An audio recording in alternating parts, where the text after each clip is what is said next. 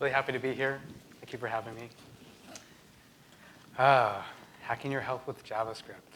It was a title that made a lot of sense a couple months ago.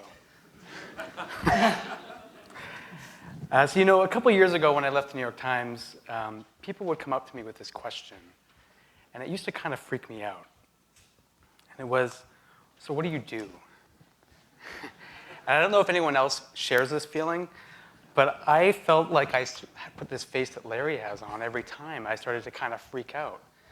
Like, I don't really know.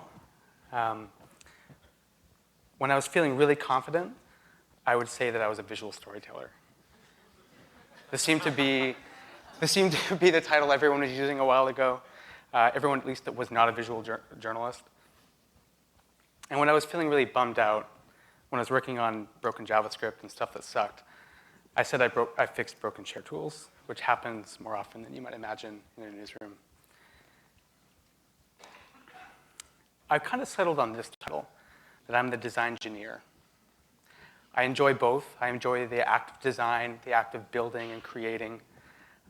This kind of fits, and I don't feel odd telling people this. I can't claim to be the only one who's come up with this title. So after I left the New York Times, I was actually drawn to the West Coast to work on health and fitness data visualizations. I was really passionate about Ironmans and triathlons. I was crazy fit, exercising all the time. It didn't make sense to be in a newsroom anymore. So I went to work at Strava, where I worked with athlete data. And that was really fun, but then I had kids. So it made a lot more sense to go to Fitbit. Now, I love Fitbit. I mean, it sounds like some concession, but it fit my life a little bit more closely. I wasn't able to go on 12-hour bike rides anymore, although I always dreamt I could one day. And then actually just recently, about a couple weeks ago, I joined Google's life science division called Verily. And this professional angst that I had for a long time, it's still kind of there. I mean, I think we should all probably have a little professional angst. But I did find a domain that I'm really interested in, and that's health and fitness. And more specifically, just actual, real health these days. And why health?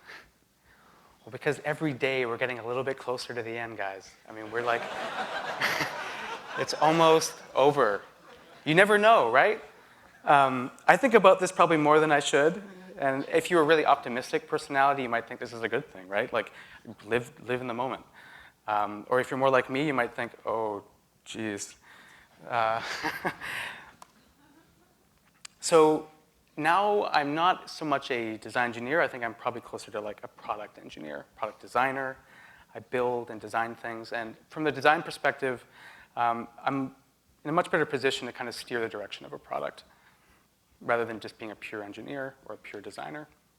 So how I would typically work is I would get a data set, and I get a chance to play with it and do something with it, and figure out, is there any sort of unique opportunity here? So why don't we start with one? I'll just walk through a quick project. Heart rate. Heart rate's a great data set. All kinds of interesting things happen to your heart. This is from a run that I would do around Lake Merritt all the time. It's like 45 minutes, 30 minutes. And here's the data from it. Pretty standard, nice little stream, heart rate data. There's not that much variance there. We go a little bit closer, take like a 1-minute segment of that data, and we can see it's relatively straightforward. There's a data point every second. It's really evenly spaced, and of course this has been smoothed. This has been filtered so that we can view it from really far out, right? Every designer always wants a smooth line. Inevitably, anytime you've ever faced a mock-up, you see a really smooth Bezier when you're faced with data when actually it looks like garbage. So the interesting thing here is let's go a little bit closer. And with heart rate data, what we actually see is that it's really, really noisy. I mean, your heart doesn't beat every second. It's really inconsistent. It's jumping all over the place. So if we go right into that sample, and instead of smoothing it and cleaning it up, and we look at instantaneous heart rate, we can start to do some really interesting things.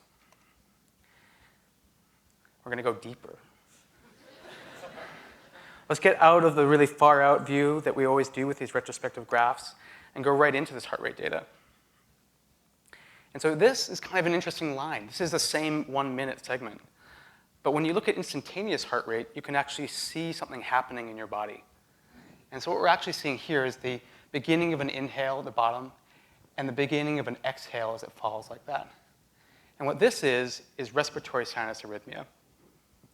This is your heart and your breath getting in alignment.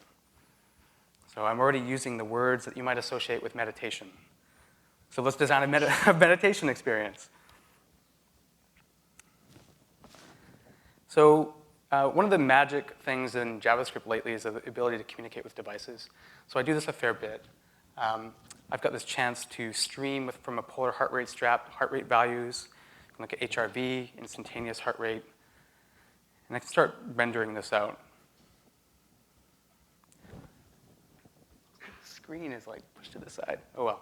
So this is just heart rate from a stored sample. I was going to try and do it live on the stage, but I just didn't have the confidence.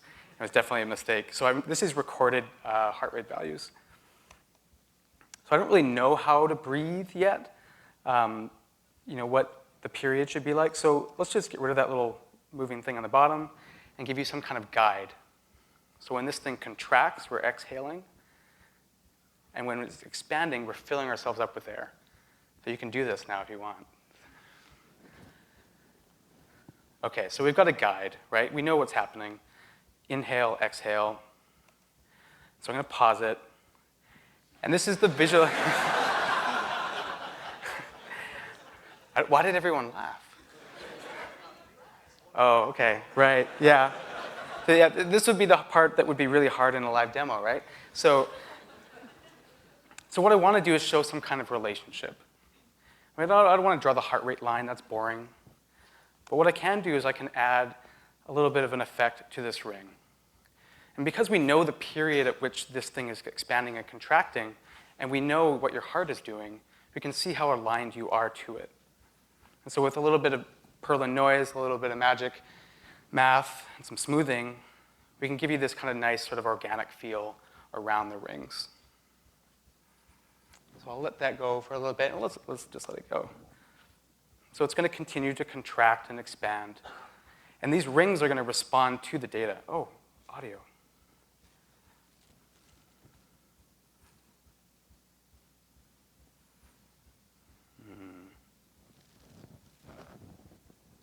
Can we get audio?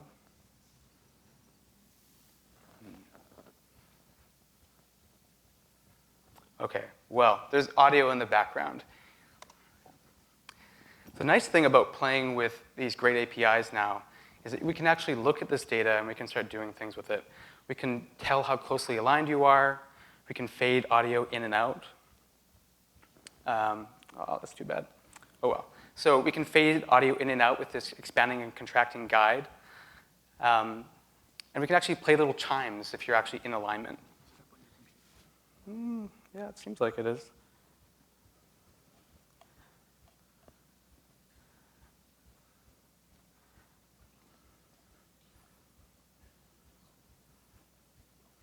It says it is.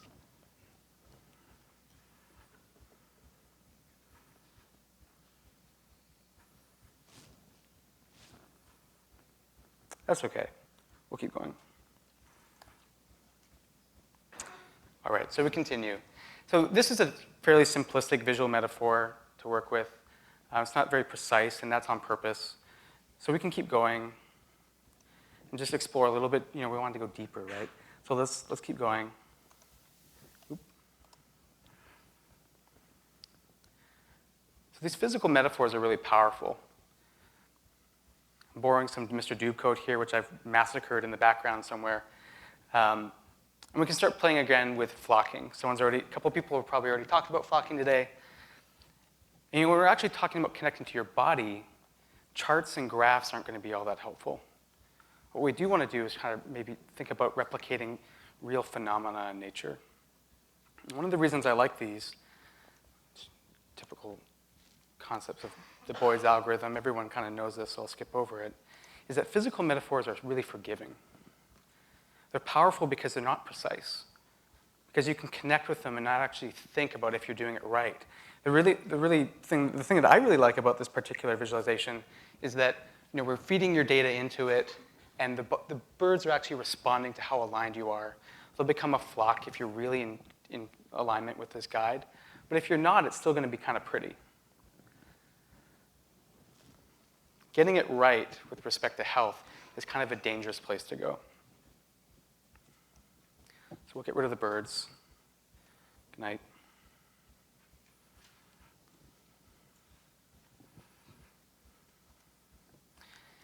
By now, you're probably wondering, where are the charts? Come on, where are the charts, guys? Well, charts are really poor allies for those looking to improve their health. There's this component of shame when it comes to health that is really strong, and it overrides rational thought. And we talk about this aha moment all the time, right? Like, can we find that little nugget, that kernel of information that will get someone to go, that's interesting. Well, what if that little point of interest is, you're extremely obese? Or you're overweight, or you're dying a little bit more every day. Like, that's not an aha moment we want you to have very often, right? I mean, maybe for an intervention you can do that once or twice, but that's going to wear out pretty quickly. I'm going to pick on BMI because it's a really easy one to pick on, but everyone really knows it. You look at the language of weight, words like obese, extremely obese, ideal, normal. I mean, these are clinical terms, theoretically, but is normal really a clinical term? I mean, that's not something that is going to encourage the kind of behavior that's going to get someone to improve their health. And so that's what I look for. I've made these mistakes myself. I've designed these charts that I'm going to try to avoid showing too much of. At Fitbit, we designed this feature called cardiovascular fitness, which is essentially VO2 max. It's a measure of how fit you are. This guy's doing a VO2 max test. As you can see, he's enjoying it.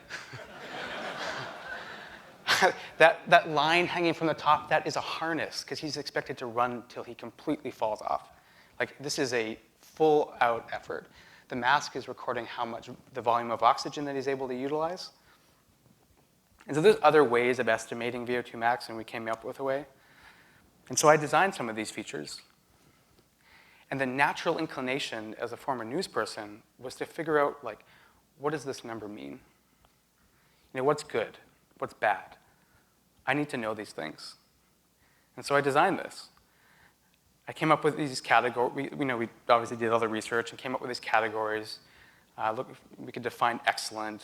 Your point of reference here is that if Lance Armstrong is an 88, that's high. That's very good. But then I'm also creating these problems that I was trying to avoid, right? Like fair and poor and average. I mean, average is okay. That's the majority of you are going to fall, but it doesn't feel very good. You are average. And for some people, a small percentage of people getting this number, if you're below, say, 30, high 20s, it means you need a new heart. And so is it really effective for me to be telling you these things?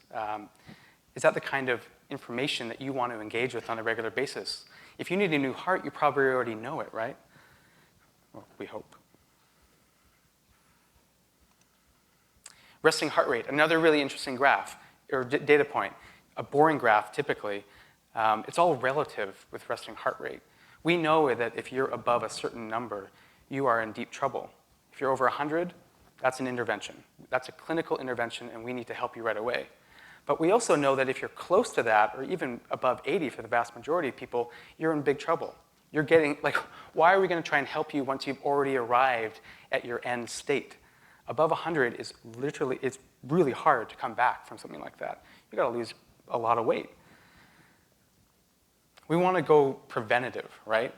We want to create experiences that prevent you from getting all the way up to 100. So I guess where I've arrived with this kind of information and this process of transitioning from news to product design is that information-rich graphics make for really compelling content as long as it's about someone else. If it's about another thing, if it's about another place, but if it's about you, well, that's a really different story. It's funny, when I first arrived, I thought, all I needed to do was to find that aha moment and deliver it unto the masses, and it would encourage them to live a healthier life. I was a lot more egotistical then. But, when we looked at this Pokemon Go phenomena, these people were doing a lot more exercise, and it was never designed to encourage exercise. And so it was at this point that I started having these like existential angst moments where I was thinking, you know, what's visualization for? What are these charts for in the first place? So changing health outcomes really isn't about changing minds. We're not trying to communicate a really specific salient point. It's about changing behavior. It's about finding ways to almost deprogram you. I love this GIF. I mean, I think I would use it as a background if I could. He's so vacant except for that moment where he looks up. He's like, oh. And in a way, we need to become the scarecrow if we want to change the way we behave, with respect to health at least. This is a challenge that came up at Fitbit with respect to sedentary time. We wanted to see if we could get people to move more.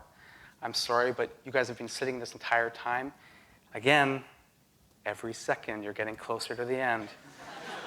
And it turns out that sedentary time, you know, even if you go and you run a half marathon every day, it's not about that. It's about prolonged periods of sedentary time. So you've got to move more often. This was shocking to me because I was running a lot of the time. So behavioral psychologists talk about this a lot. This is a graph from Charles Duhigg's book about the habit loop. And so this is where we start talking about visualization having an opportunity to be useful again. There's this notion of a habit loop, and there's this trigger that will get you to go and do the routine. There's the routine itself, which can be bad, it can be good. And then the reward. The reward's that positive feedback. And it gets you to do it again once that trigger happens again. So I think that reward component of that loop is where visualization could potentially play a role. So looking, again, back to just getting like a raw data set, this is sedentary time data. I've created a little square for each block of sedentary or active time. I'm pretty sure that this is a messed up data set, so it's not capturing sleep correctly. But anyway, point is we start exploring it and looking at potential ways to tie into that reward system. This is actually what I would consider a negative reward. This is, you know, is an exploration, but it probably doesn't make sense as a positive reinforcement. Here we're actually plotting the longest time sitting. That really bummed people out. I don't know, I love circles. I love playing with circles. And you know, back to physical metaphors, we've got this blob, and it's going to get bigger and bigger and smaller and shed weight as you move more. Now, of course, also a bummer, because everyone ended up being a big blob, right? So moved away from that direction. And you know, at the time when I was doing these experiments, everyone's doing force-directed graphs. I'm like, why not me? I'm still sort of connected to data visualization. And I started playing around with them too. So this was a prototype, just this idea of, you know, as you go through the day, you acquire sitting and moving blobs. And the moving blobs are going to eat the little sitting ones, right? So you want to get as many of these little beasts as you can.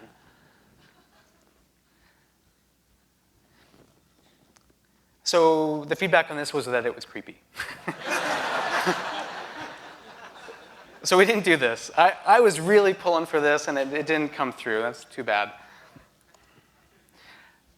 I thought this was kind of fun or kind of cool looking, but I didn't think anyone would actually respond to it.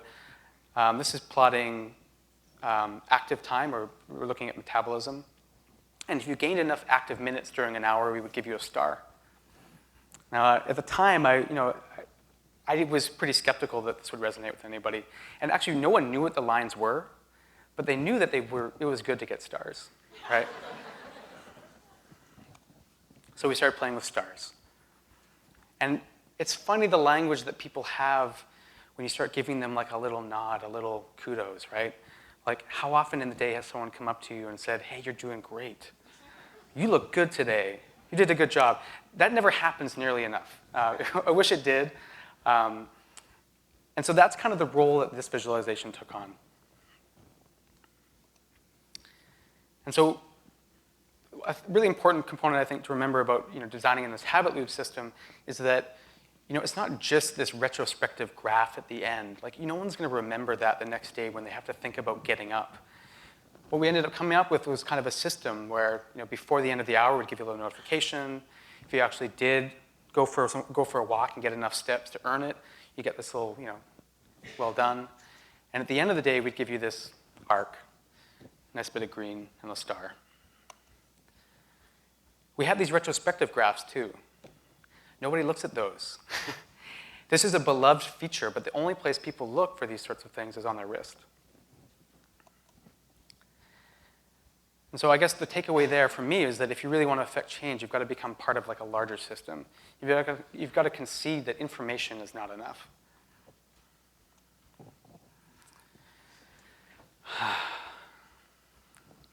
So what about my health? Some people here know that I've got some health problems, or health problems. I've got health things that I deal with. I'm diabetic, I'm epileptic, I had a heart ablation. I got a couple things going on. This was me when I was way fitter. But maybe that's why I put the photo in. Anyway, I'm trying to convey to you that I've had to wear a lot of gear. That's an insulin pump, heart ablation, or a Holter strap to monitor my heart. I've got some other stuff going on in the background there. And so the reason I know that a lot of people don't take care of themselves is not only because there's copious data to support that, it's because I don't either. And I've got all the motivation and reason too. I pulled this photo up because I think it's really funny. It's Valentine's Day a couple years ago. My wife Jen took it. And the funny thing is that before this, about an hour, I was having a grand mal seizure. And here I am in bed, kind of recovered a little bit. Beside it, there's a glucose meter. And there's also this thing of chocolates. Like, what the hell am I doing, right? I've had a grand mal seizure. I'm diabetic. And like maybe my first motivation after this traumatic event is to take care of myself, right? That's not really the way the human mind works. At least it's not how my mind works. And so here I am digging into a box of chocolates. I probably ate the whole thing. I don't remember. So over time, I've started playing with my own data. I've got a continuous glucose meter. Where is it? Right here. And it broadcasts a new value to my phone every 5 minutes. And you can track. These are just like really shitty data sketches, right? For a little context, if you don't know anything about diabetes, you want to stay in between those bars. If it's blue, it's too low. And if it's red, it's too high. And at the bottom here, I'm sort of coloring the day by the volatility of my sugar. So there's some good days. There's some really bad ones too. And the funny thing is that it was really hard to work with this data because it's such a drag to look at how shitty you're doing. It's like a report card on your day every day. This is the product that Dexcom makes. It allows you to analyze days, look at trends. It's all probably done in D3. It looks very similar to what I was working on. I only discovered it recently. There's some chaos in there, right? Maybe a couple years ago I would have thought, if we can just apply some machine learning magic, we can figure out something really interesting to say to Alan so he'll know what he needs to do. Well, it doesn't really work like that. I mean, now that I'm past that point, I realize that I have 30 plus years of experience dealing with my health, and I'm still making the same mistakes. I had a seizure on Thursday at work. And that was pretty traumatic, and it was because I did not sleep enough the night before.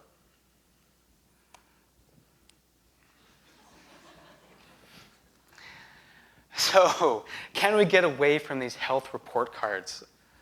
They're a drag, even if you're doing well. It's almost always going to be negative. It's not sustainable. So this is the chance where I get to make fun of my wife, who totally punked me by putting her name on my card. Somehow, I don't know how she did it, but this says Jennifer Daniel underneath it. And I guess what I'm trying to get at here is that I've been playing around with this data. You can tap into these APIs with JavaScript. You can scrape it. You can pull it down. And what I don't want is another just unopinionated, voiceless graph. What I want is someone that I recognize, someone I care about, or who cares about me. I need a little bit of human touch here. When Jen says these things to me, like drink juice or just chill, I'm like, okay, usually. Now what I'm trying to do is avoid that way up there, and probably before that giant spike up, I've been dosing insulin like crazy because I see it skyrocketing up, right? But often what will happen is I'll overdo it, and it'll end up crashing and going low again. So, just chill. Driving a car while low, not a good idea. I've done it.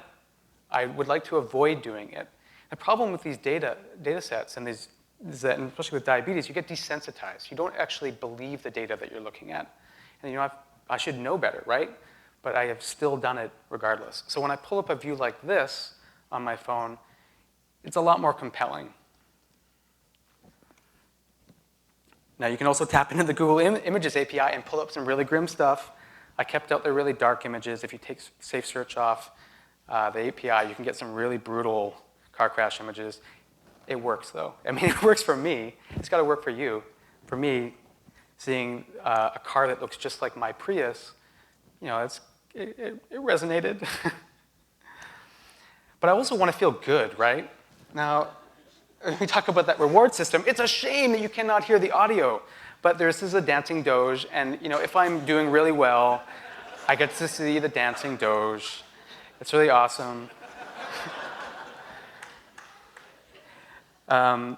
It's natural language. It's like, it's super easy. You're doing so great. No lows. No big deal. And this is the kind of stuff that I want to hear. I don't want to just see another faceless graph. I don't want to see something boring. I want to see dancing dogs, right? So someone was talking recently, or tweeting a Schiffman talk recently, and he said something that really stuck out to me. I'm going to borrow it for this talk, and it was that code is a means to an end, and at the end it's always people.